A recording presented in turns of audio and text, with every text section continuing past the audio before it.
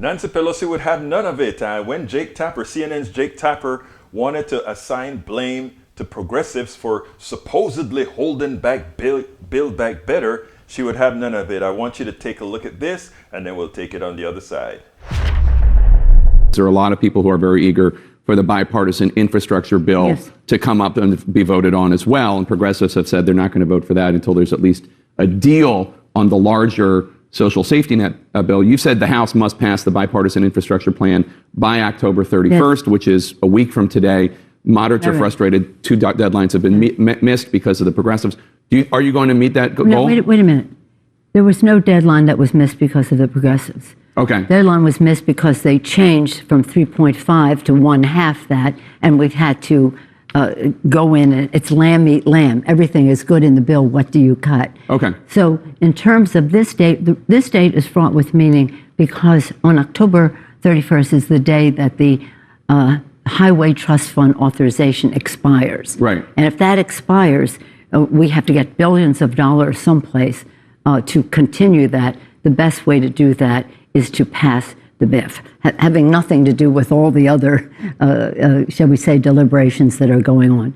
Our chair of the committee, Peter DeFazio, who's a master of this, of the Transportation Infrastructure Committee, has said we must pass this by October 31st. But the reason I invoked progressives, I'm not blaming anything on them, but I'm just saying they have said, a sizable number of them, enough of them to tank the bill, that they will not vote for the BIF, the bipartisan infrastructure plan, unless there is this framework agreed to. You're absolutely right. So are you saying in the next week the framework will be agreed to, or there will be a deal on the social safety net bill? Let's call it an agreement. An agreement. There will be an agreement on that, and you will also vote for the bipartisan infrastructure bill. Both of those things will happen in the next week. That's the plan.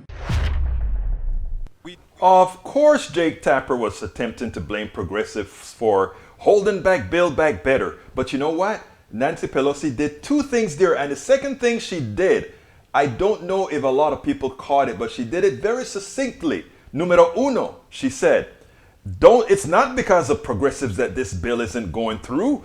It's because we had a well-organized and put together $3.5 trillion Build Back Better bill that would support people. However, when we have all these conservative blue dog Democrats come and say, meaning Manchin and Cinema and a few in the House, come back and say, well, we don't want to help people as much. We don't want people to become a reliable on government people. We don't want them to be, what do they like to call it? People that are dependent on social programs. So we want to cut.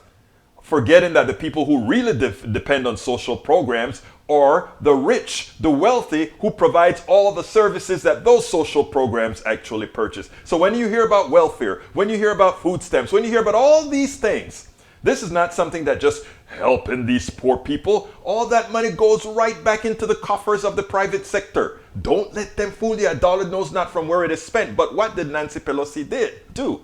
Nancy Pelosi then said, don't blame the progressives. We had a bill and they wanted it changed, and therefore we changed it, and that is where the delays came from. But above and beyond, when she said Jake Tapper is right, notice she said, Jake Tapper said, oh, I didn't want to blame progressives. He did want to blame progressives, but I don't want to blame progressives.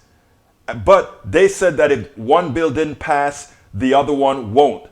And she said, you're right, you're right, you're right. And that's the second thing she did. She did not back off in saying both bills must pass. Both bills must pass. In other words, I'm not just saying don't blame progressives. I'm also saying both bills must pass. Lot in that little snippet there.